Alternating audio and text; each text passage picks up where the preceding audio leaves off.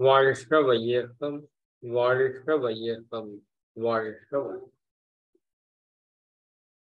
நண்பர்கள் அனைவருக்கும் வாழ்க வளமுடன் என்ற வாழ்த்துக்கள். வாழ்க வளம்.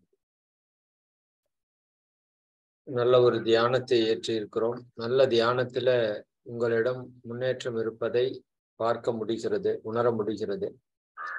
நல்ல தொடர்ந்து தவம் செஞ்சுட்டு இருக்கீங்க நம்புறோம். நிச்சயமாக அது இன்னும் அதிகப்படுத்தி கொண்டே இருக்கணும். குறைந்த நாட்களுக்கு தான் அது அதிகமான தியானங்கள். ஒரு நிலையை அடைஞ்சிட்டோம் அப்படின்னா சிறிது நேர தியானமே நமக்கு ஒரு மிகப்பெரிய சக்தியை கொடுக்கறக்கு ஆரம்பிக்கும். அதனால இப்போதைக்கு நல்லா ஆழ்ந்து தியானம் செய்யறதுக்கு நம்ம முயற்சி செய்வோம். குறிப்பாக இன்னைக்கு நாம ஈகை என்கின்ற ஒரு குணத்தை பற்றி சிந்திக்கிறோம்னு சொன்னோம். அது கூட இன்னொரு மிக முக்கியமான சிந்தனையையும் சிந்திப்போம். ஏன்னா இன்னைக்கு மனித வாழ்க்கையில் இருக்கிற ஒரு மிகப்பெரிய பிரச்சனை என்னன்னா, ஒருவரை ஒருவர் இந்த புரிதல் சரியா நிகழாம இருக்கு. அப்ப அந்த புரிதல் இல்லாத போது பலவிதமான சிக்கல்களை நாம சந்திக்க வேண்டியதா இருக்கு. உண்மையா இல்லைங்களா? ஒருவர் புரிந்து கொள்றதுதான் ஞானம்னு பேசுறோம். ஆனா நம்ம எந்த அளவு புரிஞ்சிருக்கிறோம் அப்படிங்கிறது இன்னுமே கேள்விக்குறியாதான் இருக்கு இல்லையா? அப்ப அதை பற்றி ஒரு சிந்தனையை நாம் இன்னைக்கு சிந்திக்க போறோம். குறிப்பாக ஈகை, ஏன் நாம் ஈகை செய்ய வேண்டும் அப்படிங்கிறதுக்கு நான் கடமையிலேயே பலவிதமான உதாரணங்களை நான் உங்களுக்கு சொல்லியிருப்பேன். நாம எவ்வளவோ பேருடைய உழைப்பையும் அறிவையும் ஆற்றலையும் பயன்படுத்தி தான் பிறந்தோம், வளர்ந்தோம், இப்ப வாழ்ந்து கொண்டிருக்கோம். அப்போ இந்த உடல் உயிர் மனதை கொண்டு பிறருக்கு எந்த அளவிலே நன்மை செய்ய முடியும் என்று சிந்தித்து நம்மால் முடிந்த அளவு பிறருடைய துன்பத்தை போக்குவதற்கான முயற்சியில் ஈடுபட வேண்டும். அதுதான் எல்லா மகான்களும் நமக்கு சொன்ன செய்தி. தானம், தர்மம், ஈகை, தொண்டு, சரி எல்லாம் ஒண்ணுதான்.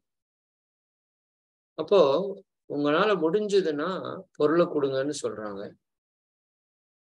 பொருள் கொடுத்தாதான் ஈகைன்னு சொல்லல. பொருள் கொடுக்க முடியலையா, உங்களுடைய உடல் உழைப்பு இருக்கா, உடல் ஆற்றல் இருக்கா, அதை கொடுங்க 4 பேருக்கு. இல்ல நம்ம கிட்ட அறிவு இருக்கா, அந்த அறிவை 4 பேருக்கு பகிர்ந்துக்கோங்க. நல்ல மனம் இருக்கா, எல்லாரையும் நல்லா இருக்கணும்னு வாழ்த்துங்க. நீங்கள் எதை செய்தாலும் அது ஈகையாகத்தான் அங்கு கருதப்படும். சரிங்களா? அப்போ நாம இப்ப வாழ்ற சூழல்ல என்ன நிலையில இருக்கிறோம் அப்படிங்கிறத நாமளே உணர்ந்து பார்த்து நம்மால் முடிந்த அளவு பிறருக்கு நன்மை செய்து வாழும். நீங்க பாத்தீங்கன்னா பல ஆயிரம் ஆண்டுகளாக இந்த மனித ஜென்மம் நிகழ்ந்து கொண்டே இருக்கிறது. அதுல வரலாற்றுல யாரெல்லாம் நமக்கு ஞாபகத்தில் இருக்கிறாங்க அப்படின்னு பார்த்தா, யாரெல்லாம் ஈகை புரிந்தார்களோ அவர்களெல்லாம் நம்முடைய ஞாபகத்துல இருப்பாங்க. நிறைய பேர் சொல்றாங்க மரணமில்லா பெருவாழ்வு அப்படின்னா ஜீவ சமாதி மட்டும் அல்ல. சரிங்களா? இறந்தும் வாழ்பவன் மனிதன் சொல்லுவான். இறந்தும் வாழ்பவன் மனிதன். நாம இறந்ததுக்கு அப்புறமும் நம்ம பேர், நம்ம சொல், நம்ம செயல் இங்க வாழ்ந்துச்சுன்னா நீங்க வாழ்ந்துட்டு இருக்கீங்கன்னு தான் அர்த்தம். பாரதியார் இன்னும் இறக்கல இல்லையா? அவரோட கவிகள் மூலமாக இன்னும் வாழ்ந்து கொண்டே இருக்கிறார். வேதாத்திரி மகர்ஷி உடல் தான் போயிருச்சு. சரிங்களா? அவர்கள் இன்னும் இறக்கல. அப்போ இறந்ததற்கு பின்னும் வாழக்கூடிய கலை தான் இந்த ஈகைன்னு சொல்றோம்.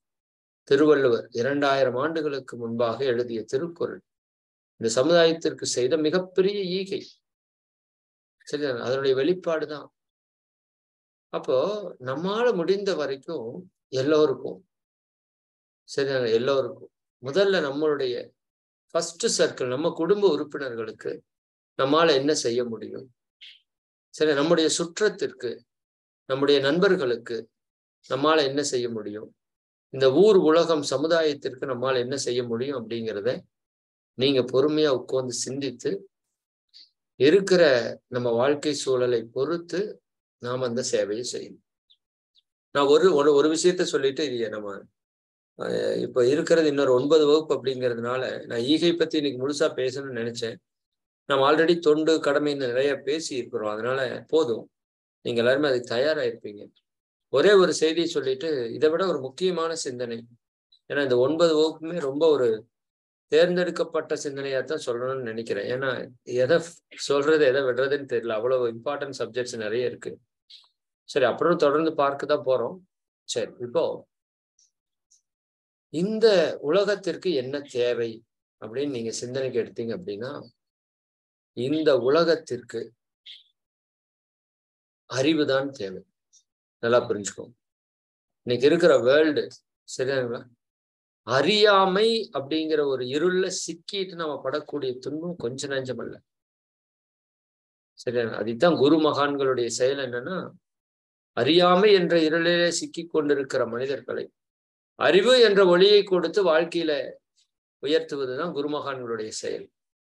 இன்றைய உலகத்திற்கு அந்த அறிவு தானம் தான் தேவை.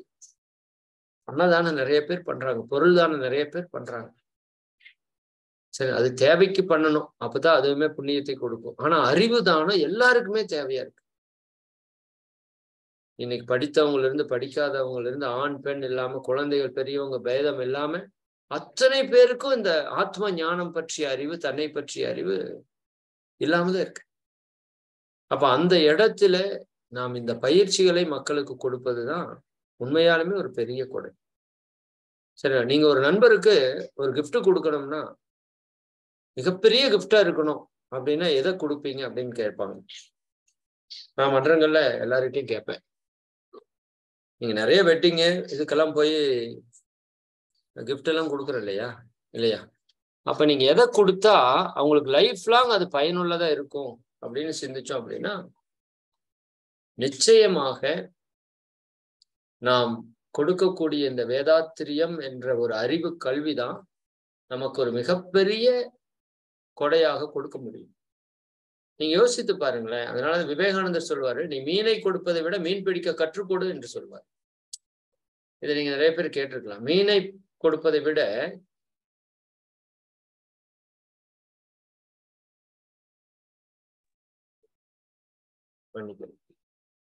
மீனை கொடுப்பதை விட மீன் பிடிக்க கற்றுக்கொடு அப்படின்னா என்ன அர்த்தம்? மீனை கொடுத்தீங்கன்னா அடுத்த வேளை அவன் உணவுக்கு கஷ்டப்படணும். ஆனால் மீன் பிடிக்கிற அறிவை கொடுத்துட்டீங்கன்னா அவன் லைஃப் லாங் அவங்க செட்டில்டு.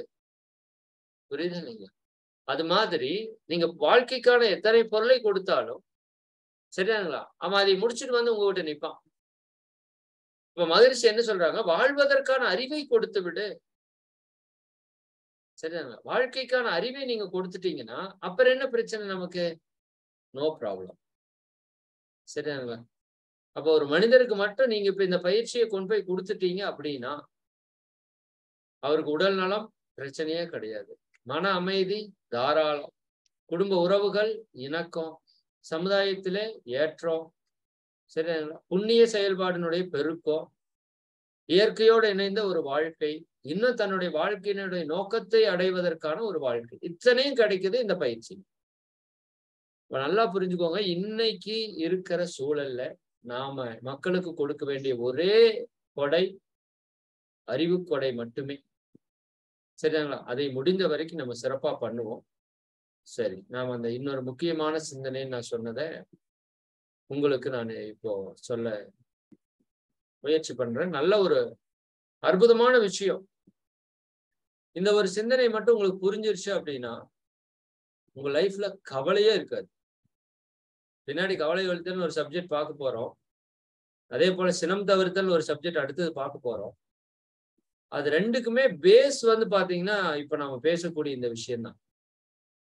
இது உங்களுக்கு புரிஞ்சிருச்சுன்னா அந்த ரெண்டும் உங்களுக்கு ஆட்டோமேட்டிக்கா உங்களை விட்டு போயிடும். சரி, நமக்கு எந்த விஷயத்துக்காக நீங்க கவலைப்பட மாட்டீங்க, எந்த ஒரு பிரச்சனைக்கும் உங்களுக்கு கோபம் வராது. ஏன்னா இந்த ஒரு புரிதல் வந்து மிகப்பெரிய புரிதல். நான் அடிக்கடி கேட்பேன், நம்ம வீட்டுல 2 பேர் இருக்காங்கன்னு வச்சுக்கோங்க. நீங்க வேணா செக் பண்ணி பாருங்க. வீட்டுக்குள்ளேயே 2 பேர் எடுத்து அக்கா தம்பியோ, அண்ணன் தங்கச்சியோ, அக்கா தங்கச்சியோ எப்படியோ ஒரு 2 பேர் எடுத்துக்க. இல்லாட்டி ஹஸ்பண்ட் ஒய்ஃப் ஏதோ ஒன்று எடுத்து. இப்ப நான் ஒருத்தங்கிட்ட விளையாட்டா கேட்பேன். நேரடி வகுப்புன்னா நான் நேரா கேட்பேன். இப்போ எனக்கு நேரா கேட்க முடியல. இருந்தாலும் நான் சொல்றேன். சரி, இப்போ ஒருத்தர்ட்ட பார்த்து உங்களுக்கு என்ன கலர் பிடிக்கும்னு சொன்னா, அவர் சிவப்பு கலர் அப்படின்னு சொல்லுவார். நல்லா கவனிச்சுட்டு வாங்க. இன்னொருத்தர் என்ன கலர் பிடிக்கும்னா மஞ்சள் கலரா பிடிக்கும். உங்களுக்கு என்ன ஸ்வீட் பிடிக்கும் அப்படின்னு சொன்னா ஒருத்தர் லட்டுன்னு சொல்லுவார், ஒருத்தர் ஜிலேபின்னு சொல்றாரு. உங்களுக்கு என்ன ட்ரெஸ் போடுறதுக்கு பிடிக்கும்னா ஒருத்தங்க சாரிங்கிறாங்க, ஒருத்தங்க சுடிதார்னு சொல்றாங்க. புரியுதா? இப்படி என்ன பூ பிடிக்குன்னு கேட்கலாம், என்ன காய் பிடிக்குன்னு கேட்கலாம். இப்படி நீங்க எடுத்து ஒரு லிஸ்ட் அவுட் பண்ணுங்களேன். ஒரு லிஸ்ட் அவுட் பண்ணுங்க. நீங்க 10 விஷயம் கேட்டீங்கன்னா 1 மேட்ச் ஆகுறதே கஷ்டம். நீங்க செக் பண்ணி பார்க்கணும். 10 விஷயம் கேட்டீங்கன்னா 1 மேட்ச் ஆகுறதே கஷ்டம். உனக்கு என்ன சாப்பிட பிடிக்குன்னா ஒரு ஆள் பிரியாணிங்க, ஒரு ஆள் சப்பாத்திங்க. புரியுதா இல்லைங்களா? உனக்கு என்ன காய் பிடிக்கும்னா ஒரு ஆள் உருளைக்கிழங்கு, ஒரு ஆள் பாவக்காய்ங்க. டெட் அகெயின்ஸ்டா நிக்கும். ஒண்ணு இனிப்புங்க, ஒண்ணு கசப்புங்க. புரியுதா இல்லைங்களா? அப்படியே ஏன் இப்படி இருக்கு அப்படின்னு அனலைஸ் பண்ணணுமா இல்லையா? இப்ப நமக்குள்ள வர்ற பிரச்சனையே என்ன? அது குடும்பத்திலயா இருக்கட்டும், தொழில் செய்யற இடத்துலயா இருக்கட்டும், சமுதாயத்திலயா இருக்கட்டும். நமக்கு இருக்கிற ஒரு பெரிய பிரச்சனை என்னன்னா, நாம நினைக்கிற மாதிரி மத்தவங்க நினைக்க மாட்டேங்கிறாங்க. குறிப்பா குடும்பத்துல, தொழில் செய்யற இடத்துல எல்லாம் பாருங்க. குடும்ப அமைதிக்கு இதுதான் ரொம்ப பேஸ். இந்த ஒரு தத்துவம் எல்லா தத்துவத்துக்கும் ஒரு பேஸா நிக்குன்னு வச்சுக்கோங்களேன். இந்த தத்துவம் புரிஞ்சிருச்சுன்னா, பல தத்துவங்களுக்கு உங்களுக்கு வந்து தெளிவு கிடைச்சிடும். தெளிவு கிடைச்சிடும். சரிங்களா? அப்போ நீங்க சொல்றீங்க, ஏங்க மன்றத்துக்கு வாங்க, நல்லா பயிற்சிங்க, அற்புதமான பயிற்சிங்க. உங்க வீட்டுல இருக்கிறவங்களுக்கே சொல்லிட்டு தானே இருக்கீங்க. வாங்க பயிற்சி நல்லா இருக்குங்க. உடற்பயிற்சி, காயகல்ப, தியானம் எல்லாமே அருமையா இருக்கு. அப்படின்னு நீங்க சொல்றீங்க. சரிங்களா? ஆனா வீட்டுக்காரர் என்ன சொல்றாரு? உனக்கு வேற வேலையே இல்ல. சொல்றாரா? நீதான் ஜூம கட்டிட்டு அழுகுற. என்னய்யா அப்படி இருக்கு சொல்ற? சொல்றாரா? உன்னை அங்க போ வேண்டாம்னு சொல்றேன்ல கேட்கறியா? அப்படி வேற சில கூட்டம் இருக்கு. இருக்கு, இருக்கு. உண்மைதான் இருக்கு. அப்போ ஒரு நல்ல விஷயம் தான். நீங்க போலாங்கிறீங்க, அவரு வேண்டாங்கிற. இன்னொரு விஷயம் அவரு போலான்னு சொல்லுவாரு, நீங்க வேண்டான்னு சொல்லுவீங்க. நடக்குதான்னு பாருங்க. நீங்க ஒரு விஷயத்த இப்படி பண்ணலாமீங்க, இன்னொரு விஷயம் அவரு அப்படி பண்ணலாம்பாரு. சரியாங்க? நீங்க இதை முதல் பண்ணலாமீங்க, அவர் அதை கடைசியா பண்ணலாம்பாரு. இதுதானே பிரச்சனை. சரிதானுங்களா? நாம ஒண்ணு நினைக்கிறோம், அடுத்தவங்க இன்னொன்னு நினைக்கிறாங்க. அப்ப ஏன் இப்படி நடக்குது? சரியா? இது என்ன காரணம் அப்படின்னு நம்ம புரிஞ்சுக்கணும். புரிஞ்சுக்கணும். புரிஞ்சுக்கிறதுக்கு மகரிஷி மிக ஒரு அற்புதமான ஒரு தத்துவத்தை நமக்கு விளக்குறாங்க. நீங்க இதை வந்து ஸ்கிரீன்ஷாட் எடுத்துக்கோங்க. இது ஒரு பெரிய சப்ஜெக்ட். நான் இன்னைக்கு சிம்பிளா சொல்றேன். இன் ஃபியூச்சர் நம்ம தேவைன்னா இந்த சப்ஜெக்ட டீப்பா பாத்திரலாம். ஓகேங்களா? சரி. என்ன சொல்ல வர்றார் மகரிஷி அப்படின்னா, நம்ம ஒருத்தவங்க வேறுபடுறதுக்கு 16 காரணங்கள் இருக்குன்னு சொல்றாங்க. எப்படி நமக்கு வாழ்க்கையை நிறைவா வாழணும்னா 16 செல்வங்கள் எப்படி தேவையோ, அப்படி நீங்களும் நானும் வேறுபடுறதுக்கு 16 காரணம் இருக்கு. நல்லா புரிஞ்சுக்கோங்க. ரொம்ப ரொம்ப இம்பார்ட்டன்டான விஷயம். இனிமேல் உங்க லைஃப்ல இந்த 1 ஹவருக்கு அப்புறம் நீங்க யாரு ஏன் இப்படி இருக்காங்கன்னு நீங்க கேட்க மாட்டீங்க. இத புரிஞ்சுக்கிட்டா கேட்க மாட்டீங்க. சரிதாங்களா? இப்ப மகரிஷி தன்னோட ஆராய்ச்சியில மிகப்பெரிய ஆராய்ச்சியா குடுக்குறாரு. மனிதருள் வேறுபாடு ஏன்? ஏன் மனுஷன்ட்ட இவ்வளவு வேறுபாடு இருக்கு? குறிப்பா ஒரு 7 விஷயத்துல வேறுபாடு இருக்கு. அதுதான் 7 சம்பத்துக்கள் அப்படின்னு சொல்லுவாங்க. இதுல பாத்தீங்கன்னா, அந்த 5வது வரி பாருங்க. உருவ அமைப்பு.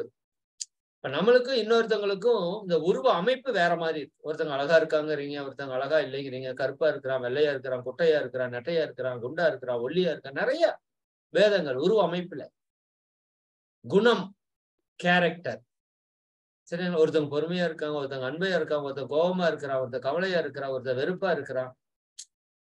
குணங்கள்ல வெவ்வேறு விதமான குணங்கள்ல நாம இருக்கிறோம். ஒவ்வொருத்தவங்க ஒவ்வொரு விதமான கேரக்டர்.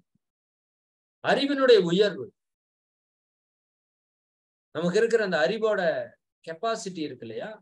அது ஒவ்வொருத்தங்களுக்கும் வித்தியாசமா இருக்கும். அதான் ஒரே ஆசிரியர் தான் பாடம் நடத்துறாங்க. ஒருத்தர் 100 மார்க் வாங்குறா, ஒருத்தர் மொட்டை மார்க் வாங்குறா. என்ன அர்த்தம்? அந்த அறிவினுடைய கிராஸ்பிங் பவர், அந்த அறிவினுடைய உயர்வு நிலை. சரி, இது வந்து படிக்கிறது மட்டும் அல்ல, நம்ம வாழ்க்கை பற்றிய அறிவினுடைய நிலையிலையும் நம்ம ஒவ்வொருத்தவங்க ஒவ்வொரு மாதிரி இருக்கும். சரிதானுங்களா? அதாவது கால்ல ஒருத்தருக்கு அடிபட்டுருச்சு. அடிபட்டுறத நீங்க பாசிட்டிவாவும் பார்க்கலாம், நெகட்டிவாவும் பார்க்கலாம் இல்லையா? இதுவே அறிவினுடைய உயர்வு நிலைதான். அடிபட்டு ரத்தம் வருதுன்னு வச்சுக்கோங்க. ஏதோ கர்மா போயிடுச்சுன்னு நினைக்கிறது ஒண்ணு. ஐயோ இப்படி அடிபட்டுருச்சேன்னு துன்பப்படுறது ஒண்ணு. இதனால என்ன ஆகுமோன்னு யோசிக்கிறது ஒண்ணு இல்லையா? இப்ப வெவ்வேறு விதமான ஒரு அறிவினுடைய நிலைப்பாட்டுல நம்ம இருக்கிறோம். கீர்த்தி, சரிதாங்களா? நமக்கு இருக்கிற கீர்த்தி, உடல் வலிவு, சுகம், செல்வம், இது எல்லாத்துலயும் நம்ம வந்து வேறுபடுவோம். இந்த இந்த 7 பத்தி அதிகமா நம்ம பேசுறதுக்கு இப்ப வரல. வேறுபாடு எதுல வருது அப்படிங்கிறதுக்காக நான் உங்களுக்கு சொல்றேன். சரிதாங்களா? கீர்த்தி என்றால் புகழ். கீர்த்தினா உங்களுக்கு புரியாது சிலருக்கு. கீர்த்தினா புகழ். ஒவ்வொருத்தவங்களுக்கும் ஒவ்வொரு விதமான அந்த புகழ் வந்து கிடைக்கிறது இயற்கையினுடைய இயல்பில் இருக்கு. உடல் வலி உங்களுக்கு தெரியும். சுகம்னா சந்தோஷங்கள், இன்பங்கள். செல்வம்னா 16 செல்வங்கள். நீங்க பாருங்க, உலகத்தில் இருக்கிற அத்தனை பேரை எடுத்து நீங்க வேறுபடுத்தி பார்த்தீங்கன்னா, இந்த ஏழை தவிர வேற வேறுபாடு நீங்க பார்க்கவே முடியாது. நீங்க வேணா செக் பண்ணி பாருங்க. ஒரு 2 பேர் எடுத்து வச்சு பாருங்க. உருவமைப்பு ஒரே மாதிரி இருக்காது, குணம் ஒரே மாதிரி இருக்காது, அறிவின் உயர்வு வித்தியாசமா இருக்கும், புகழ் வேற மாதிரி இருக்கும், உடல் வலிவு வேற மாதிரி இருக்கும், சுகம் வேற மாதிரி இருக்கும், செல்வங்கள் வேற மாதிரி இருக்கும். சரி, இந்த 7லயும் ஏன் ஒவ்வொருத்தவங்க ஒவ்வொரு மாதிரி இருக்காங்க? சரிங்களா? அப்படின்னா அதற்கு காரணம் 16 காரணங்கள் இருக்கு. வேணா எழுதி கூட வச்சுக்கோங்க, ஸ்கிரீன்ஷாட் எடுத்துக்கோங்க. இது எல்லா குரூப்லயும் நான் ஷேர் பண்றேன், நீங்க பார்த்துக்கலாம். சரிதானுங்களா? ஃபர்ஸ்ட் விஷயம் கருவமைப்பு. இப்ப உங்களையும் உங்க வீட்டுக்காரரையுமே எடுத்துக்குவோம். அதான மெஜாரிட்டி பிரச்சனை இருக்கிற இடத்தையே எடுத்துக்குவோம். சரிங்களா? மேஜர் பிரச்சனை எங்க இருக்குது? நம்ம ஹஸ்பண்ட் அண்ட் ஒய்ஃபுக்குள்ளதான் மேஜர் ப்ராப்ளம். சரி, அல்லது உங்களுக்கு வேற யாரு கூட பிரச்சனை இருக்கோ 2 பேரை எடுத்து கம்பேர் பண்ணுங்க. இப்ப நம்மளுடைய கருவமைப்பு வேற, அவருடைய கருவமைப்பு வேற. ஒத்துக்கலாமா? என்னுடைய கருவமைப்பு என்னுடைய அம்மா அப்பாட்ட இருந்து வந்தது. அவங்களோட கருவமைப்பு அவங்க அம்மா அப்பாட்ட இருந்து வந்தது. இந்த கருவமைப்புல பல 1000 ஜென்ம தலைமுறைகளுடைய பதிவுகள் உள்ள இருக்கு. அவங்க கிட்டயும் அதே மாதிரிதான். அப்ப என்னுடைய கருவமைப்பு வேற, என்னுடைய பேஸே வேற, அவங்களோட பேஸே வேற. யோசிச்சு பாருங்க, எவ்வளோ பெரிய பிரம்மாண்டமான சேஞ்ச். சரிதானுங்களா? நான் அடிக்கடி சொல்லுவேன், இது வந்து ரோஜா பூவுக்கான ஒரு வித்து, இது வந்து மல்லிகை பூவுக்கான ஒரு வித்து. இதுதான் வித்து, கருவமைப்பு. அப்ப இதுல இருந்து வர்றது எப்படி இருக்கும்? அப்படியே குச்சி மாதிரி வரும், அப்படியே முள்ளா இருக்கும், இலைகள் இப்படி இருக்கும், பூ வந்து சிவப்பா பெருசா இருக்கும். இதுல இருந்து வர்றது சரிதானுங்களா? அதற்கான தன்மையோடு இருக்கு. சரிதானுங்களா? அப்ப 2னுடைய கருவமைப்பு வேற. அப்ப உங்களுடைய கருவமைப்பும் என்னோட கருவமைப்பும் உங்க வாழ்க்கை துணை கருவமைப்பும், ஏன் உங்க குழந்தைகள், பெற்றோர்கள், மாமனார் மாமியார் கருவமைப்பு எல்லாமே வெவ்வேறையா இருக்கு. ஒரு விஷயம். 2வது, நீங்களும் உங்களுடைய வாழ்க்கை துணையும் சாப்பிட்ட உணவு வகை. இப்ப நமக்கு ஒரு 30 வயசு 40 வயசு இருக்குன்னு வச்சுக்கோங்க. இந்த 30 வருஷமா அவர் சாப்பிட்டுருப்பாருல்ல. சரிங்களா? அதுல 3 விதமான குணங்கள் இருக்கு. நான் முன்ன உணவை பத்தி உங்களுக்கு எடுக்கல. அதெல்லாம் பெண்டிங்ல இருக்கு. நிறைய சப்ஜெக்ட்ஸ் பெண்டிங் இருக்கு. சரிங்களா? உணவுக்குள்ள பெரிய விஷயங்கள் எல்லாம் இருக்கு. 3 விதமான குணங்கள் இருக்கு. ரஜோ குணம், தமோ குணம், சாத்வீக குணம் என்று 3 விதமான குணம். அப்ப நாம 2 பேருமே ஒரே மாதிரி உணவு வகை எடுக்கல. இந்த 30, 40 ஆண்டுகளாக ஒவ்வொரு விதமான உணவு வகை எடுத்துக்கலாம். அதுக்கு தகுந்த மாதிரி நம்ம பல மாற்றங்கள் இருக்கும். கருவமைப்புக்கு தகுந்த மாதிரி இந்த 7மே மாறுங்க. உணவு வகைக்கு தகுந்த மாதிரி இந்த 7மே மாறும். நீங்க அப்படி செக் பண்ணலாம். அது டீப்பா போற பார்க்கணும். காலம், சரிங்களா? ஒரு நபருக்கு இன்னொரு நபருக்கு இருக்கிற காலம் வித்தியாசப்படும். சரிதானே? காலம்னா நாட் ஒன்லி ஏஜ். சரிதானே? நம்ம வாழ்ந்து கொண்டு இருக்கிற காலத்தை பொறுத்து ஒருத்தர் இப்ப இன்டர்நெட் யுகத்துல பிறந்திருப்பாங்க. இன்னைக்கு பிறக்கிற குழந்தைகளோட மைண்ட் லெவல் எல்லாம் பாருங்க, வேற மாதிரி இருக்கு. இப்ப நம்மளையும் நம்ம குழந்தையும் கம்பேர் பண்ணீங்கன்னா, நம்மளோட காலம் எல்லாம் 90s kids, 80s kids, 20s. சரிங்களா? இப்ப வர்றதெல்லாம் பயங்கர அப்டேட்டட் நாலேஜ்ல இருக்கு. 2 வேற மாதிரி தான் இருக்கும். டோட்டல் டெட் எண்டா தான் இருக்கும். ஜெனரேஷன் கேப்னு சொல்றோம்ல, சரிதாங்களா? அப்போ ஒருத்தருக்கு இருக்கிற காலம் வித்தியாசப்படுது. தேசம், நாம் இருக்கிற இடம், இது இந்தியா அமெரிக்கான்னு மட்டும் எடுக்க வேண்டாம். ஒவ்வொரு ஊர்களுக்குமே ஒவ்வொரு விதமான தன்மை நமக்குள்ள இருக்கும். சரிங்களா? நார்த்துக்கு போனீங்கன்னா ஒரு மாதிரி இருக்கும், சவுத் போனா ஒரு மாதிரி இருக்கும். நம்ம ஊர்கள்லயே ஒவ்வொரு மாதிரி இருக்கும் தன்மை. சரிதானே? ஏன்னா அங்க இருக்கிற இயற்கையினுடைய சக்திகளை பொறுத்து அவங்களுக்குள்ள மாற்றம் இருக்கும். சரியா? இப்ப சவுத் ஆப்பிரிக்கன்ஸ் எல்லாம் பாத்தீங்கன்னா ஃபுல் கருப்பா இருக்காங்க. ஏன்னா வெயிலுடைய தாக்கம் மிக அபரிமிதமா இருக்கிற இடம் அங்க. சரிதானுங்களா? அமெரிக்கன்ஸ் பாத்தீங்கன்னா ஒயிட்டா இருக்காங்க. ஏன்னா வெயிலே கிடையாது அங்க. அப்ப அவருடைய தோற்றத்திலேயே மாற்றம் வந்துடும். ஏன்னா தேச மாற்றம் ஆகும்போது, இயற்கை சூழல்கள் மாறும்போது ஒவ்வொருத்தருக்குள்ளேயும் பலவிதமான சேஞ்சஸ் நிகழுது இயற்கையில. அப்ப எனக்கு அவருக்கும் தேசம் வேற, இடம் வேறையா இருக்கு. கல்வி, நான் கற்ற கல்வி வேற, அவங்க கற்ற கல்வி வேற. சரிதானுங்களா? புரியுதல்ல? நமக்கு இந்த கல்வி முறையுமே டோட்டலா ஒருத்தர் பிகாம் படிக்கிறார், ஒருத்தர் எம்பிபிஎஸ் படிக்கிறார். புரியுதல்லைங்களா? அப்ப நம்ம கற்றுக்கொண்ட கல்வி, இன்னும் நீங்க ஒருபடி மேல போய் ஆன்மீக கல்வியை கூட நீங்க ஒரு கல்வியில மிக முக்கியமான பங்கை எடுத்துக்கணும். இப்ப நாம படிச்சுட்டு இருக்கிறது ஒரு ஆன்மீக கல்வி. இந்த ஆன்மீக கல்வியை பெற்றவர்களுக்கும் ஆன்மீக கல்வியை பெறாதவர்களுக்கும் எவ்வளவு டிஃபரன்ஸ் இருக்குன்னு தெரியுங்களா? மிகப்பெரிய டிஃபரன்ஸ் இருக்கும். சரிங்களா? இந்த பயிற்சி, இந்த கல்வியை கற்றுக்கொண்டு தியானம், உடற்பயிற்சி எல்லாம் பண்றவங்களுக்கு கீழே இருக்கிற எல்லாமே வெரி ஹையர் லெவல்ல பாசிட்டிவா இருக்கும். இது இல்லாட்டி நிறைய நெகட்டிவா அவங்க பார்க்கலாம். அப்புறம் தொழில், சரியா? நாம இருவரும் அந்த நிலைப்பாட்டு இருக்கிற தொழில், செய்யக்கூடிய தொழில் அல்லது நம்ம வந்த வழி, நம்ம பெற்றோருடைய தொழில் தன்மை பொறுத்து நமக்கு சில பல வேறுபாடுகள், மாறுபாடுகள் இருக்கு. நான் அதை அன்னைக்கு ஒரு உதாரணத்திலேயே சொல்லியிருப்பேன். நீங்க ஒருத்தர் மளிகை கடை வச்சிருக்கிறவரோட பொண்ணா இருந்தீங்கன்னா உங்களோட வாழ்க்கை முறையே வேற மாதிரி இருக்கும்.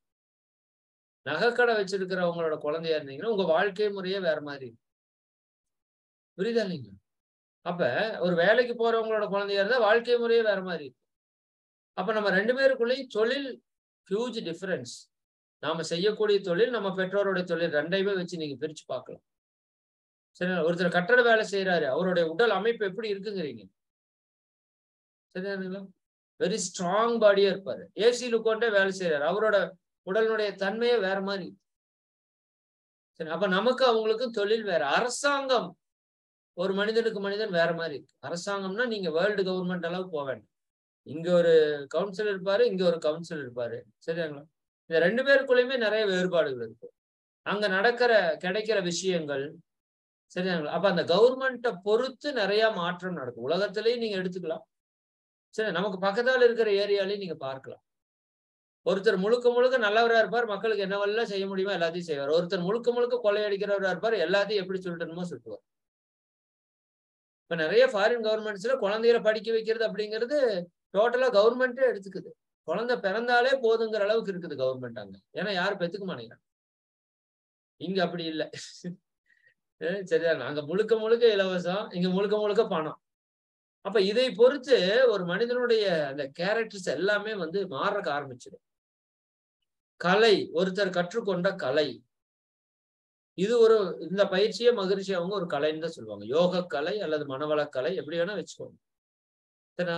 ஒரு பரதம் ஒருத்தர் ஆடுறாரு, ஒரு பாட்டு ஒருத்தர் பாடுறாருன்னா அதுக்கு தகுந்த மாதிரி அவங்களுக்குள்ள நிறைய சேஞ்சஸ் நீங்க பார்க்கலாம். அவங்க கற்றுக்கொண்ட கலை, அவர்கள் வாழ்க்கையில் எடுக்கிற முயற்சி, இரண்டு பேருடைய முயற்சியுடைய தன்மையும் ஒரே அளவு இருக்காது. ஒருத்தர் சொன்னா உடனே செய்யறவரா இருப்பாரு, ஒருத்தர் ரொம்ப கால தாமதம் பண்ணி செய்யறவரா இருப்பாரு. அப்ப நம்ம எந்த அளவுக்கு முயற்சி செய்யறோம். பருவம், அதான் வயது. ரெண்டு பேருக்கு இருக்கிற வயதினுடைய டிஃபரன்ஸ் நிறைய இருக்கு. நட்பு, நமக்கு கிடைத்த நட்பு, எனக்கு கிடைத்த நட்பு மாதிரியே என்னுடைய வாழ்க்கை துணை கிடைச்சிருக்குன்னு நான் சொல்ல முடியும். அப்ப இருவருடைய நட்பு வட்டாரம் அப்படிங்கிறது வேற வேற. எனக்கு கிடைத்த சந்தர்ப்பங்கள், வாய்ப்புகள், நிறைய பேர் புகழனோட உச்சத்துல, பணத்தினோட உச்சத்துல இருக்கிறாங்கன்னு பாக்குறோம். அவர்களுக்கு கிடைத்த சந்தர்ப்பம் எல்லாருக்குமே கிடைக்குன்னு சொல்ல முடியாது. ஒவ்வொருத்தவங்களுக்கும் ஒவ்வொரு விதமான சந்தர்ப்ப சூழ்நிலைகள் அமையும். பல ஆராய்ச்சி, நாம் மனதிலே எடுக்கக்கூடிய பலவிதமான ஆராய்ச்சிகள், சரிதானுங்களா? அப்ப ஒவ்வொருத்தருக்கும் ஒவ்வொரு மாதிரியான அந்த ஆராய்ச்சி தன்மை எப்படி முயற்சியில நம்ம டிஃபரன்ஸ் ஆகிறோமோ, அப்படி ஆராய்ச்சியில நம்ம வந்து சிந்தனையில வந்து ஒவ்வொருத்தவங்க டிஃபரன்ஸா இருக்கும். எல்லாரும் ஒரே மாதிரி சிந்திக்க முடியாது. 3வது பழக்கம். என்கிட்ட இருக்கிற பழக்கங்கள் வேற. நான் அந்த உதாரணத்தை அடிக்கடி சொல்லுவேன். சரியாங்களா? நான் ஒரு 4 மணிக்கு எந்திரிச்சு பழகுறேன்னா, இன்னொரு நண்பர் கூட டிராவல் பண்றா. அவர் 8 மணிக்கு எந்திரிச்சு பழகுறாரு அப்படின்னா, பழகியிருக்காரு அப்படின்னா, நாங்க 2 பேரும் டிராவல் பண்றது கஷ்டம். நான் 8 மணிக்கு படுக்கலாம்பேன், அவர் 12 மணிக்கு படுக்கலாம்பார். புரியுதா? ஏன்னா அவருடைய பழக்கம் வேற மாரி இருக்கு. என்னுடைய பழக்கம் வேற மாரி இருக்கு. அவர் பேஸ்ட் பிரஷ் தான் யூஸ் பண்றாரு. நாம பல்பொடி இது போன்ற விஷயத்த தான் யூஸ் பண்றோம். அவரு ஷாம்பு, சோப்பெல்லாம் யூஸ் பண்றாரு. நம்ம மூலிகை பொடிகள மட்டும் யூஸ் பண்றோம்ங்கறன்னு வச்சுக்கோங்களேன். இப்ப நமக்கு நெறைய பேர் கேள்வி வரும். இவரு ஏன் இப்படி இருக்காரு? இவரு ஏன் இப்படி இருக்காரு? ஏன்னா அவரோட டோட்டல் பழக்கமே வேற. அவரு கல்ச்சரா வந்தது வேற. அவங்க வளர்த்துனவங்க அவங்களுக்கு சொல்லிக் குடுத்தது வேற. புரியுதா இல்லைங்களா? வழக்கம். அந்த பழக்கத்தை ஒட்டி நம்ம தொடர்ந்து செய்யறது நம்முடைய வழக்கங்கள் அப்படின்னு சொல்றோம். பழக்க வழக்கம்னு சொல்றோம் இல்லையா? பழக்கங்கள் நம்ம வாழ்க்கையினுடைய வழக்கங்களாக மாறிவிடுது. அது ஹிந்து ஒரு மாதிரியான வழக்கங்கள் இருக்காங்க. கிறிஸ்டின் ஒரு மாதிரியான வழக்கம் இருக்காங்க. இஸ்லாமியர்கள் ஒரு மாதிரி வழக்கங்கள் இருக்காங்க. அவங்களுடைய பழக்கங்கள் வெவ்வேறு மாதிரி இருக்கு. சரியா? ஏன்னா அங்க இருக்கிற அந்த நாட்டினுடைய சூழல், தன்மை, பண்பாடு, கலாச்சாரம் இதுக்கு தகுந்த மாதிரி அவங்க வடிவமைக்கப்பட்டிருக்காங்க. சரிங்களா? ஒழுக்கம் ரொம்ப முக்கியம். சரிங்களா? அதை பத்தி நம்ம நிறைய பேசிட்டோம். ஒழுக்கம். ஒவ்வொருத்தர்கிட்ட இருக்கிற ஒழுக்கத்தை பொறுத்து இந்த 7 தன்மையிலையும் வேறுபாடு வரும். சரி சார், இது எதுக்காக இவ்வளவு தூரம் போட்டு சொல்றீங்க? ஆமா, கருமமைப்புல வேற வேற உணவு வகை, காலம், தேசம், கல்வி, தொழில், அரசாங்கம், கலை, முயற்சி, பருவம், நட்பு, சந்தர்ப்பம், பல ஆராய்ச்சி, பழக்க வழக்க ஒழுக்கம். இந்த 16ம் எனக்கும் வேற, என்னுடைய வாழ்க்கை துணைக்கும் வேற. புரிஞ்சுக்கோங்க, அவ்வளவுதான். உங்களுக்கும் வேற, உங்களோட மாமனார், மாமியார், குழந்தைகள், நாத்தனார், கொழுந்தியா, பக்கத்து வீட்டுக்காரர், எதிர்த்து வீட்டுக்காரர் அத்தனைக்கும் வேற வேற வேற. 16மே வேற. ஒண்ணு கூட மேட்ச் ஆகாது. நீங்க சொல்ல முடியுமா? 40 வருஷம் நாங்க 2 பேரும் ஒரே மாதிரி தான் சாப்பிட்டோம்னு சொல்ல முடியுமா? வாய்ப்பே கிடையாது. புரியுதா இல்லைங்களா? நீங்க எதையுமே வந்து ஒரே மாதிரியான விஷயமா உங்களால சொல்லவே முடியாது. அப்ப இது அத்தனையும் வேறுபட்டு நிற்கிறப்ப, நம்மளுடைய எதிர்பார்ப்பு எப்படி இருக்குன்னா, நான் நினைக்கிறது அவங்க நினைக்கணும் அப்படின்னு இருக்குது. இங்கதாங்க பிரச்சனையே. ஃபேமிலி ஆகட்டும், நீங்க தொழில் செய்யற இடமாகட்டும், சொசைட்டி ஆகட்டும், இல்ல எங்க வேணா ஆகும். எங்க நம்ம முரண்படுறோம் அப்படின்னா, அவங்க ஒரு மாதிரி டிசைன் ஆகி வந்திருக்காங்க. நாம ஒரு மாதிரி டிசைன் ஆகி வந்திருக்கோம். நமக்கு என்ன பிரச்சனைனா, ஏன் நாம யோசிக்கிற மாதிரி அவங்க யோசிக்க மாட்டேங்கிறாங்க. இதுதான் நமக்கு இருக்கிற பெரிய பிரச்சனை. நீங்க நல்லா புரிஞ்சுக்கணும், அவங்க டிசைனே வேற. நம்ம டிசைனே வேற. இதுலயும் ஆண் பெண்ணுன்னு வச்சுக்கோங்க. அது ஹியூஜ் டிஃபரன்ஸ். ஆண்களோட சிந்தனையே வேற மாதிரி இருக்கும். பெண்களுடைய சிந்தனை அப்பரிமிதமா வேற மாதிரி இருக்கும். அவங்களோட திங்கிங் வேவே வந்து ரொம்ப ஹியூஜ் டிஃபரன்ஸ் இருக்கும். நாம ஒரு மாதிரி பார்ப்போம், அவங்க வேற மாதிரி பார்ப்பாங்க. பிரம்மாண்டமா பார்ப்பாங்க. புரியுதா? அப்ப நம்ம என்ன புரிஞ்சுக்கணும் அப்படிங்கறதுல நீங்க நான் சொல்றேன்னா, யார பார்த்தாலும் எடுத்த உடனேயும் தீர்மானத்துக்கு வராது. இவங்க இப்படித்தான், இவங்க இப்படித்தான், இவங்க இப்படித்தான் வராதீங்க தயவு செஞ்சு. சரிங்களா? அது வந்து மிகப்பெரிய பிரச்சனை நமக்கு. நமக்கு யார பத்தியும் தெரியாது. ஆனா முடிவு சொல்லிடுவோம். நமக்கு நம்மளை பத்தியும் தெரியாதுன்னு வச்சுக்கோங்க.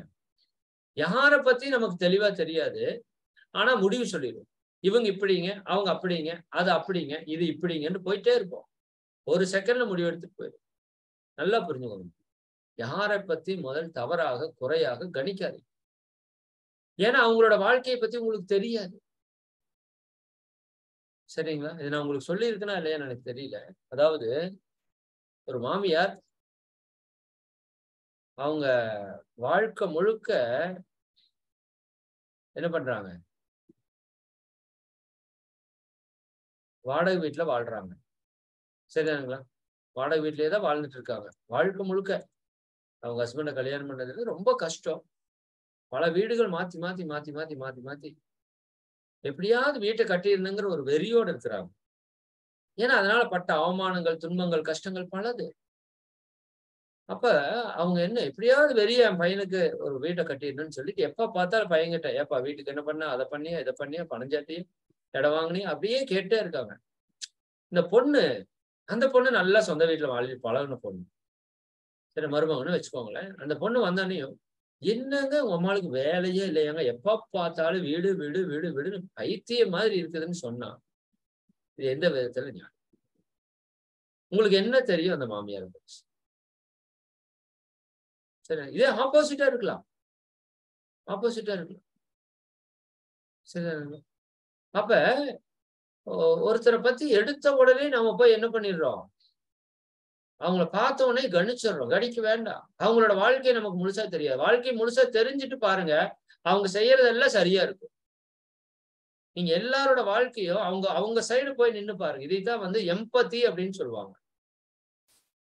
சரி, சிம்பத்தி வேற. நான் சொல்றது எம்பத்தி. எம்பத்தினா அவங்க சைடு போய் நின்னு பாக்குறது. சரி, அவங்க சைடு போய் நின்னு பாருங்க, சரியா இருக்கும். நான் உங்களுக்கு சொல்லியிருப்பேன்னு தெரியல. 6 அப்படின்னு நான் இங்க போடுறேன்னு வச்சுக்கோங்க. நான் என்னோட டேபிள்ல 6ன்னு எழுதுறேன். நான் இங்க இருந்து பாக்குறேன் 6ன்னு தெரியுது. நீங்க அங்க இருந்து பார்த்தா என்னன்னு தெரியும்? இது 9ன்னு தெரியும்.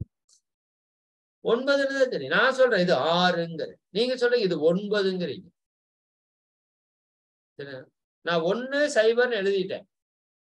10ங்கிறேன். நீங்க அந்த பக்கம் இருந்துட்டு 1ங்கிறீங்க. புரியுதா நான் என்ன சொல்றேன்? தெரியாதுங்களா? எது சரி? ரெண்டுமே சரி. நான் 6ன்னு சொன்னது இந்த பக்கம் நின்னு பார்த்தா 6. நான் அந்த பக்கம் வந்து நின்னு பார்த்தா அது 9. அது தப்பு இல்ல. இந்த பக்கம் இருந்து பார்த்தா 10, அந்த பக்கம் வந்து பார்த்தா 1. இது தப்பு இல்ல. ரெண்டுமே தப்பு இல்ல. புரியுதுங்களா? உங்களுக்கு எது சரியோ 100% அப்படி அவங்களுக்கு அது சரி 100%. நீங்க நல்லா புரிஞ்சுக்கணும். இது வந்து மிகப்பெரிய விஷயம். இது மட்டும் வந்துருச்சுன்னு வச்சுக்கோங்க உங்களுக்கு. வீட்டுக்காரர் ஏங்க இப்படி சத்தம் போடுறாரு? அது அவருடைய இயல்புங்க. போயிட்டே இருப்பீங்க நீங்க. அதுக்கு 16 காரணம் இருக்குங்க. அதெல்லாம் சொல்ல முடியாதுங்க உங்களுக்கு. அவர் அப்படிதாங்க. அவ்வளவுதான், போயிட்டே இருப்பீங்க. இங்க நல்லதும் கிடையாது, கெட்டதும் கிடையாது. புரியுதா இல்லைங்களா? நல்லா புரிஞ்சுக்கோங்க. இப்போ சுதந்திர டைம்னு வச்சுக்கோங்க. இந்தியா சுதந்திரம் அடைஞ்சப்ப அதற்கு முன்னாடி இங்க ஒரு வெள்ளைக்காரர் இருக்காரு. சரிங்களா? அந்த வெள்ளைக்காரர் எல்லாத்தையும் துன்புறுத்திட்டு இருக்காருன்னு வச்சுக்கோங்க. நீங்க அவர் என்னன்னு சொல்லுவீங்க? சரி, கெட்டவன், வில்லன் அப்படிதான் சொல்லுவீங்க. அப்படிதான் சொல்லுவீங்க. சரி, இப்போ ஒருத்தர் அந்த வில்லனை என்ன பண்றாரு? அடிச்சு துவம்சம் பண்ணி ஆளை முடிச்சுட்டாரு. இந்தியர் ஒருத்தர்னு வச்சுக்கோங்க. அடிச்சு கொன்னுட்டாரு. எல்லாம் சுட்டு கொன்னுட்டாரு. சுட்டு கொண்டு போட்டாரு. இப்ப நீங்க அவர் என்னன்னு சொல்லுவீங்க? வீரன்னு சொல்லுவீங்க. சரிங்களா? கதாநாயகனா இருப்பாரு இல்லையா அவரு? அப்படிதான் இருப்பாரு. இதுல மாற்று கருத்து இல்லையில. இப்ப அவரு வில்லன், நம்மால் கதாநாயகன். இப்ப அந்த கதாநாயகனை புடிச்சு அவர் தப்பு பண்ணதுக்காக அவரை தூக்குல போட்டாங்கன்னு வச்சுங்க. அவரை தியாகி என்று சொல்கிறேன். இவரை விரோதி என்று, துரோகி என்று, எதிரி என்று சொல்கிறோம். இவரை தியாகி என்று நம்ம சொல்றோம். அப்படிதானே? சரிங்களா? இதே பொசிஷன் அவங்க நாட்டு மக்கள்கிட்ட போங்க. அவங்க நாட்டு மக்கள்கிட்ட போங்க. சரியானுங்களா? அந்த துன்பப்படுத்திட்டு இருந்தாருல்ல, சரிதானுங்களா? அவரை ஹீரோவா வச்சிருப்பாங்க. சரிதானே? அந்த நாட்டுக்காக ஏதாவது சண்டை போட்டு நாம சுட்டு அவரை கொன்னுட்டோம்ல, அந்த செத்தாருல ஒருத்தர், அவர் அங்க தியாகியா வச்சிருப்பாங்க போட்டோ போட்டு.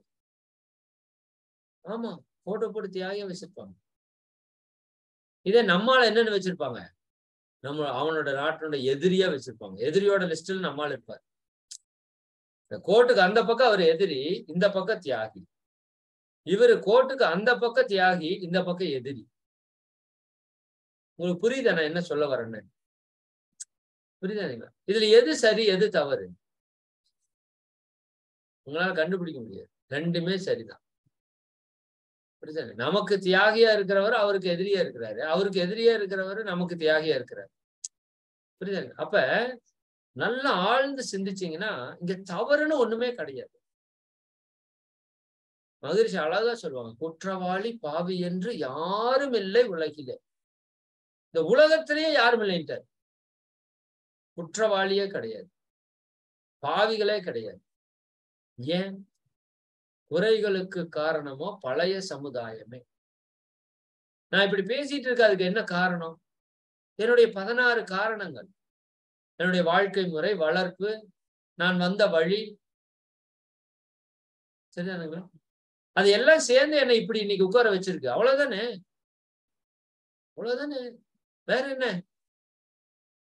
ஒருத்தர் திருடுறாரு, இது எல்லாமே சேர்ந்து அவர் திருடுற மாதிரி பண்ணி வச்சிருக்கு, அவ்வளவுதான் விஷயம். அவங்க பெற்றோர்களோ சமுதாயமோ அவர் அதுக்கு என்ன பண்ணிட்டாங்க, அதுக்கு அவருக்கு வழிகாட்டிட்டாங்க, அதை அவர் செய்யற மாதிரி ஒரு நிர்பந்தத்தை ஏற்படுத்திட்டாங்க.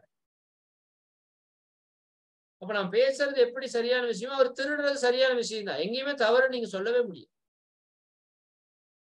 உதாரணத்துக்கு ஒருத்தர் ஊர்ல பெரியவரா இருக்காரு, ஊர் மக்கள்கிட்ட எல்லாம் ஏமாத்தி பணம் பறிக்கிறார்.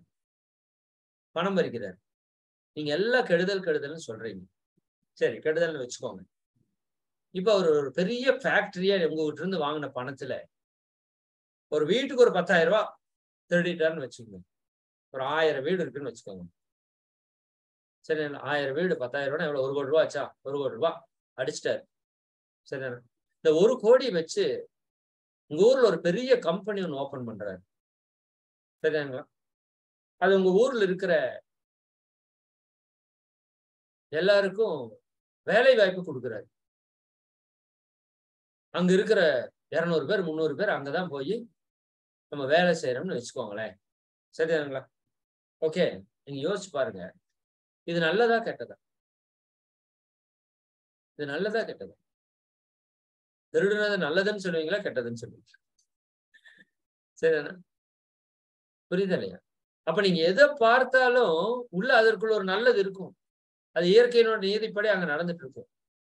சரிங்களா? நாம 10,000 ரூபாய் வச்சு நமக்கு ஒரு வேலையை உருவாக்க முடியாது. அப்ப இயற்கை ஏதோ ஒண்ணு பண்ணி அந்த இடத்துல ஏதோ ஒரு செயலை செய்யுது. அப்ப இன்னொரு முதல் கொண்டு நம்ம என்ன ஒரு முடிவுக்கு வர்றோம்னா, யாருமே குற்றவாளி கிடையாது, யாருமே தவறு செய்யறது கிடையாது. அவங்களோட 16 காரணங்களுக்கு தகுந்த மாதிரி அவங்களுடைய வாழ்க்கை இப்படி அமைஞ்சிருக்கு. புரிஞ்சுதா? உங்களோட வாழ்க்கை எப்படி அமைஞ்சிருக்கிறது நீங்க சரின்னு பாக்குறீங்களோ, நீங்களும் சரியா தான் இருக்கீங்க, தவறு கிடையாது. நாமளும் 100% சரியா தான் இருக்கும். சரி, எந்த தவறுமே கிடையாது. ஏன்னா இதுல இருந்து இன்னும் நீங்க உயர்ந்து போறதுக்கான முயற்சி பண்ணுங்க, தப்பு கிடையாது.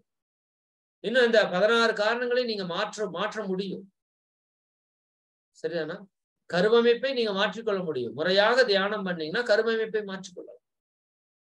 உணவு வகையை நீங்க மாற்றிக்கொள்ள முடியும். உங்களுடைய பழக்க வழக்கங்களை மாற்றிக்கொள்ள முடியும். முயற்சியை அதிகப்படுத்திக் கொள்ள முடியும். ஆராய்ச்சியை அதிகப்படுத்திக் கொள்ள முடியும். கல்வியை, கலையை பெருக்கிக் கொள்ள முடியும். தேசத்தையே மாற்றிக்கொள்ள முடியும். புரியுதுங்களா? அப்ப பல விஷயங்களை உங்களால மாற்ற முடியும்.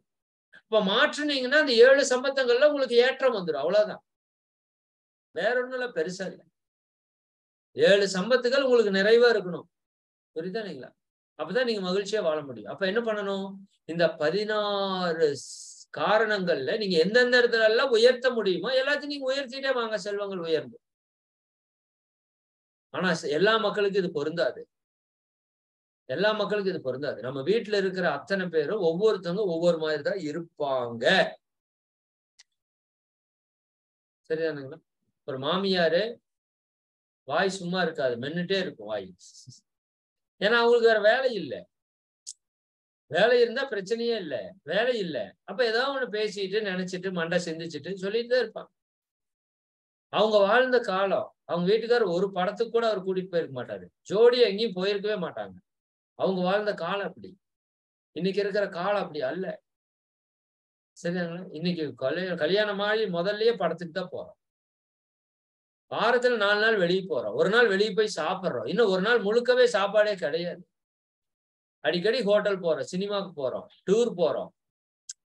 புரியுது? இப்ப அவங்களுடைய காலத்துக்கு நம்ம காலத்துக்கு பெரிய டிஃபரன்ஸ் இருக்கு. புரியுது? ரொம்ப பெரிய டிஃபரன்ஸ் இருக்கு. அப்ப அவங்க பாக்குற கண்ணோட்டமே வேற மாதிரி இருக்கு. நம்ம செய்யறதெல்லாம் தப்பா தெரியும். புரியுதா உங்களுக்கு? அப்ப நீங்க அதை எடுத்துட்டு அதை வச்சு பிரச்சனை பண்ண வேண்டிய அவசியம் இல்லை. அவங்க அளவுக்கு அவங்க சரியா இருக்காங்க. ஒருத்தவங்க பொறாமைப்படுற குணமா இருப்பாங்க. ஆமா இருப்பாங்க. அதுக்கு அவங்க காரணம் இல்ல. இந்த சமுதாயம், அவங்களோட பெற்றோர், அவங்களோட கர்மா எல்லாம் அவங்கள பொறாமைப்படுற மாதிரி வச்சிருக்கு. சரியா? ஒருத்தர் பேராசை பிடிச்சவங்களும் இருப்பாங்க. அதுக்கு அவங்க காரணம் அல்ல. அதனாலதான் மதுரை சொல்லுவாங்க, குற்றவாளி பாவி என்று யாரும் இல்லை உலகிலே, குறைகளுக்கு காரணமோ பழைய சமுதாயமே. கற்றிடுவோம் புதிய கல்வி கருத்துயர்த்தி மேலாம். கற்றிடுவோம் புதிய கல்வி. நம்ம இப்ப கற்றுக்கொண்டு இருக்கிறது புதிய வாழ்க்கை கல்வி. இதுவரைக்கும் நீங்க இப்படி எங்கேயுமே இந்த கல்வியை நீங்க பார்த்திருக்க முடியும். கற்றிடுவோம் புதிய கல்வி கருத்துயர்த்தி மேலாம். கடமையினை சிந்தித்து செயலாற்றி உய்வோம். சரியா? கடமையை சிந்திச்சு செயலாற்றி உய்வோம். அப்ப நல்லா புரிஞ்சுக்கோங்க. இன்னைக்கு முதல் கொண்டு, இப்ப இந்த க்ஷணம் முதல் கொண்டு, இனிமேல் உங்ககிட்ட என்ன கேள்வி வரக்கூடாது? ஏப்பா அவர் அப்படி இருக்காரு, அந்த கேள்வி வரக்கூடாது. நீங்க ஒரே பதில் சொன்ன, அவரோட இயல்பு அப்படி, அவரோட நேச்சர் 16 காரணங்கள் அவருக்கு அப்படிதான் இருந்தா, அவரோட இயல்பு அப்படி, அவர் அப்படிதான் இருப்பார். இவனு ஏதாவது பிரச்சனையான்னு பாருங்க, உங்களை யோசிச்சு பாருங்க, எல்லா பிரச்சனையும் சால்வ். சரி, அவன் பணத்தை வாங்கிட்டு கொடுக்காம போயிட்டான், அவனோட இயல்பு அப்படி, ஒண்ணும் பண்ண முடியாது. அக்செப்ட். இப்படி வந்துருச்சுன்னா எல்லாரையும் நீங்க ஏற்றுக்கொள்வீங்க. ஏன் எதுக்குன்னே கேட்க மாட்டீங்க. ஏன்னா உங்களுக்கு தெளிவாயிருச்சு, அவங்க 16 காரணம் வேறையா இருக்கு. புரியுதானே? அப்ப எல்லாவற்றையும் ஏற்றுக்கொண்டுட்டா உங்க லைஃப்ல ஏதாவது பிரச்சனை வருமா? பிரச்சனை வருமா சொல்லுங்க? எந்த பிரச்சனையும் வராது. ஒருத்தர் உங்களை திட்டுறாங்க, அவரோட இயல்பு அப்படி. சரி, நான் முன்னாடி சொல்லியிருப்பேன், நாய் வாழை என்ன பண்ண முடியாது, நிமித்த முடியாது. நாய் வாழை எப்படி இருக்கு, இப்படிதான் நிக்கும். நீங்க போய் நிமித்தருக்கு போனீங்கன்னா தோத்து போயிருவீங்க. நாய் வாழ்னா அது அப்படிதான் இருக்கும். மதன் குமார்னா இப்படிதான் இருப்பார். புரியுதா இல்லைங்களா? நீங்க ஒருத்தர் எடுத்துங்க, அவர் அப்படிதான் இருப்பார். சரியா? அவரை மாத்த முடியாது. இன்னொன்னு, மாத்த வேண்டிய அவசியமும் இல்லை. நீங்க புரிஞ்சு ஏற்றுக்கொண்டால் போதும். சரியா? மிளகாப்பொடி காரமா இருக்குது, சரிதானா? நீங்க காரத்தை மாற்ற வேண்டியது அல்ல, அதை புரிந்து கொண்டு அதை எப்படி பயன்படுத்தணும்னு யூஸ் பண்ணிக்கிட்டா போதும். சரியா? கரண்ட் ஷாக் அடிக்கும், கரண்ட் உங்க வீட்டுல வேண்டாம்னு நான் சொல்லல, அதை எப்படி பயன்படுத்தணும் புரிஞ்சுட்டு பயன்படுத்துறோம்ல, அதுதானே ஞானம். ஞானத்தினுடைய மிகப்பெரிய விஷயம் இதுதான் எனக்கு தெரிஞ்சு. ஏன்னா இந்த ஒரு தத்துவம் தெரிஞ்சதுக்கு அப்புறம் என் வாழ்க்கையில பயங்கரமா சந்தோஷமா இருக்கிறேன். சரி, யார் என்ன சொன்னாலும் கவலை இல்லை. என்னை ஒருத்தர் திட்டுறாரா, அவரோட இயல்பு அப்படிங்க, என்னங்க பண்ண முடியும், ஒண்ணும் பண்ண முடியாது. வாழ்த்துறாரா, அவரோட இயல்பு அப்படி.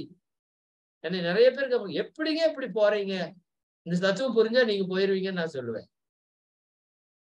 இந்த தத்துவம் மட்டும் உங்களுக்கு அண்டர்ஸ்டாண்ட் ஆயிடுச்சுன்னா நீங்க யார் மேலேயும் குறையே சொல்ல மாட்டீங்க.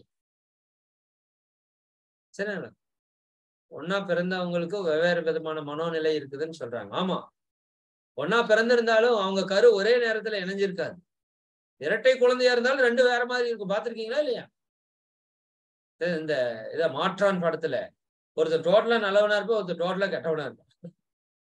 சரி, பல படங்கள் நம்ம பாக்குறோம்ல. இரட்டை குழந்தையா இருந்தாலும் அந்த 2 உயிரணும் கருமுட்டையில இணைஞ்சது அட் அ டைம்ல ஆயிருக்காது. அதுக்கான டைமிங் டிஃபரன்ஸ். சரிங்களா? ஒரு மணி நேரம் டிஃபரன்ஸா இருந்தாலும் இந்த பூமி 1000 மைல் வேகத்துல போயிட்டு இருக்கு, அது வேற இடத்துல போய் நின்று.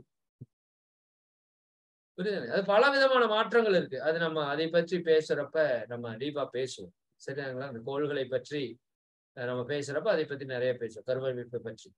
அப்ப பலவிதமான வித்தியாசங்களோடு தான் மனிதர்கள் இருப்பாங்க. அதனாலதான் இயற்கையில பாருங்க, எல்லாத்துக்கும் கைராகி வெவ்வேறு மாதிரி இருக்கு.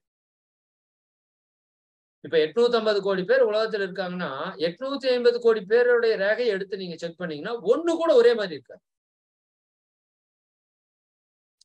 இப்ப இருக்கிறது மட்டும் இல்ல, இதுக்கு முன்னாடி வாழ்ந்த பல 1000 கோடி மக்களுடைய கட்டவரல் எடுத்து வச்சீங்கன்னா ஒரே மாதிரி இருக்காது.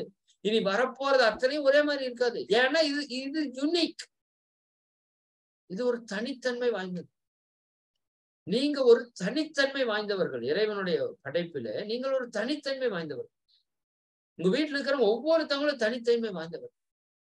யாரு கூட யாரையும் கம்பேர் பண்ணாதீங்க. குறை சொல்லாதீங்க. ஏற்றுக்கொள்ளுங்க. அது சரியாதான் இருக்கு. அந்த கர்ம வினைப்படி அது மிகச் சரியாக நிகழ்ந்து கொண்டிருக்கிறது. அதனாலதான் கீதை சொல்லுது, எது நடந்ததோ அது நன்றாகவே நடந்தது. சரியா? எது நடக்கிறதோ அதுவும் நன்றாகவே நடக்கிறது. எது நடக்க இருக்கிறதோ அதுவும் நன்றாகவே நடக்கும். நீங்க ஒண்ணும் பண்ண வேண்டாம். சரிங்களா? இருக்கிறத அப்படியே ஏற்றுக்கொண்டு போயிட்டே இருங்க. போயிட்டே இருங்க. குறிப்பா பெண்களுக்கு தான் இது ரொம்ப ரொம்ப பயனுள்ள ஒரு டாபிக்கா இருக்கும். நிறைய பேர் நான் இது பேசினதுக்கு அப்புறம் இது இப்ப கூட இதனோட வேல்யூ உங்களுக்கு தெரியுமான்னு எனக்கு புரியல. தெரியும். இன்னும் நீங்க லைஃப்ல இந்த விஷயத்தை அப்ளை பண்ணி மட்டும் பாருங்க. யாரை பார்த்தாலும் இந்த 16 காரணங்கள் உங்க கண்ணுக்கு முன்னாடி வரணும். என்னென்னு நீங்க யோசிக்க வேண்டாம். 16 காரணத்தால இவங்க வடிவமைச்சிருக்காங்கன்னு சொல்லிடுங்க. 16 காரணத்தை கொண்டு நீங்க வடிவமைச்சிருக்கீங்க. இந்த சமுதாயம், இந்த இயற்கை அவங்கள வடிவமைச்சு ஒரு டிசைன் பண்ணி விட்டுருச்சு. அவங்க அந்த டிசைனுக்கு தகுந்த மாதிரி வாழ்ந்துட்டு இருக்காங்க. அதுல அவங்களோட பார்ட் ஒன்றும் பெருசா இல்லை. அவங்க நினைத்தாலும் அதைய மாற்ற முடியாது. எப்படி சொல்றீங்க? நான் நினைச்சாலே என்னை மாத்த முடியலையே. யோசிச்சு பாருங்க. இவ்வளவு தூரம் கஷ்டப்பட்டு இவ்வளவு பிராக்டிஸ் பண்றோம். புரியுதா இல்லைங்களா? நம்மளையே நம்மால மாற்ற முடியலையே. இன்னும் கெட்ட குணங்கள், கெட்ட எண்ணங்கள், கெட்ட சொற்கள் எல்லாம் வந்துட்டே தானே இருக்கு.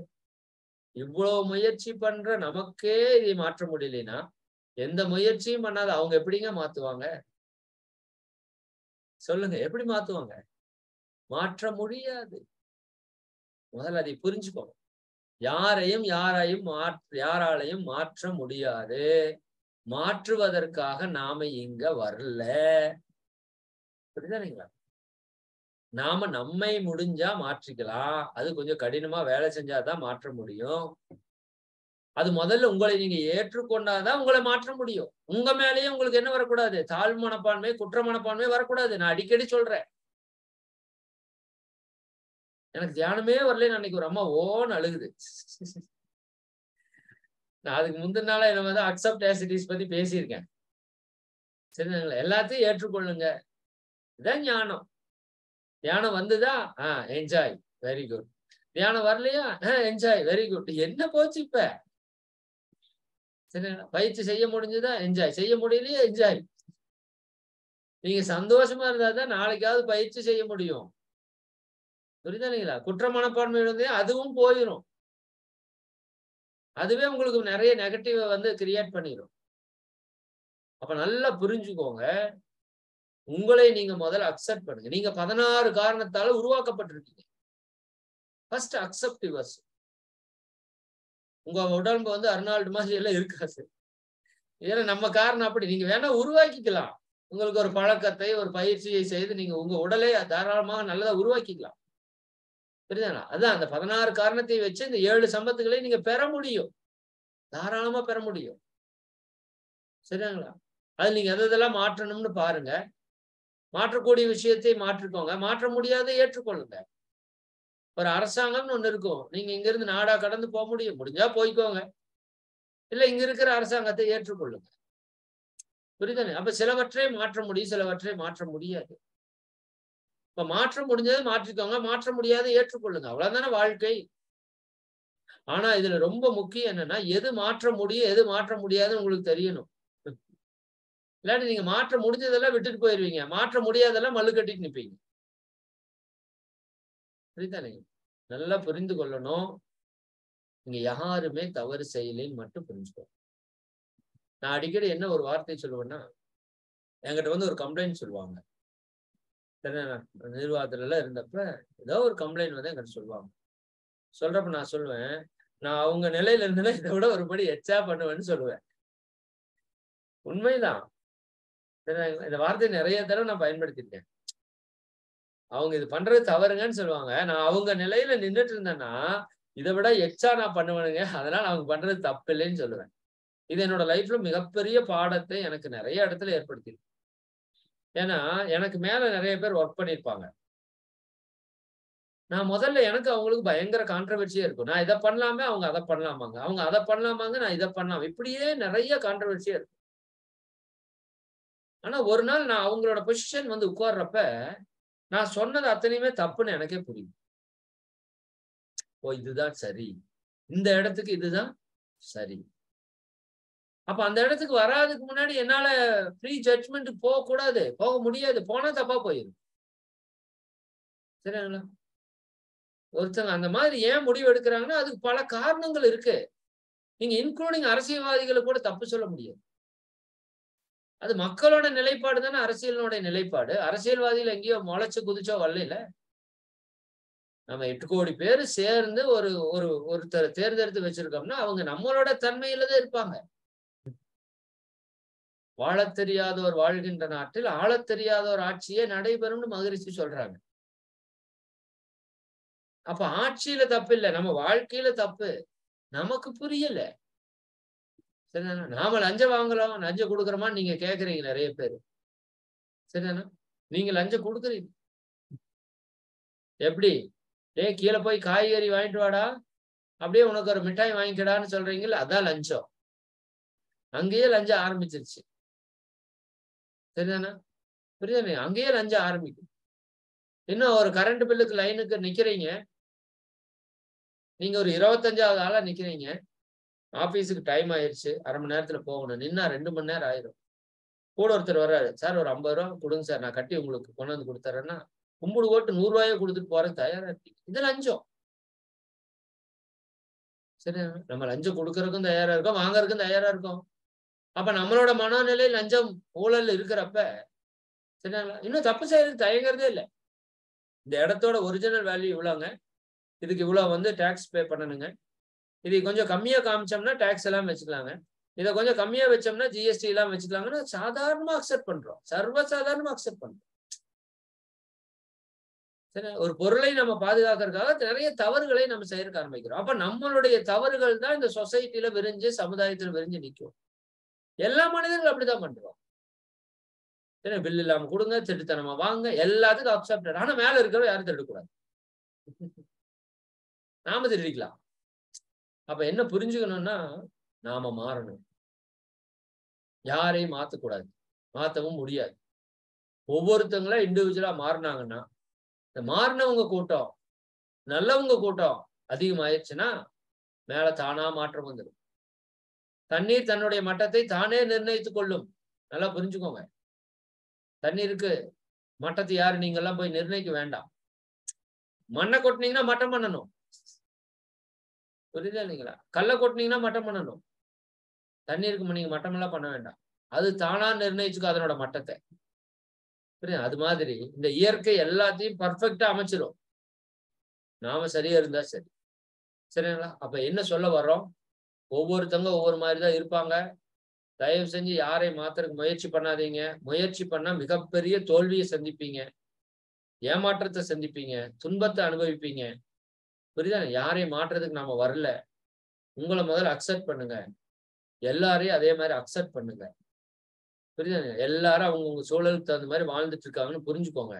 இத புரிஞ்சுக்கிட்டா யாரு மேலயும் நீங்க குறை சொல்ல மாட்டீங்க.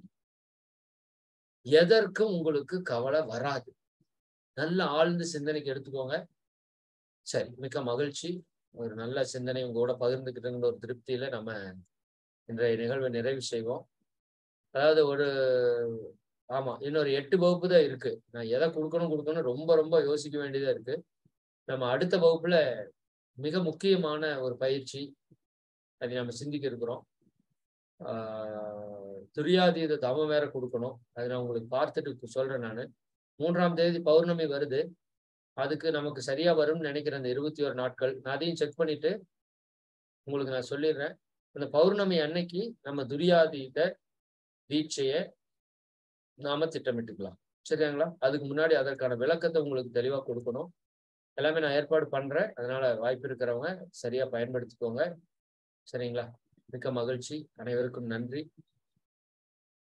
நீங்களும் உங்கள் அன்பு குடும்பமும் அருட்பேராற்றல் கருணையினால் உடல் நலம், நீலாயுள், நிறை செல்வம், உயர் புகழ், மெய்ஞானம் ஓங்கி வாழ்க வளமுடன், வாழ்க வளமுடன், வாழ்க வளமுடன். மிக்க மகிழ்ச்சி. அன்பர்களுக்கு ஒரு முக்கிய அறிவிப்பு.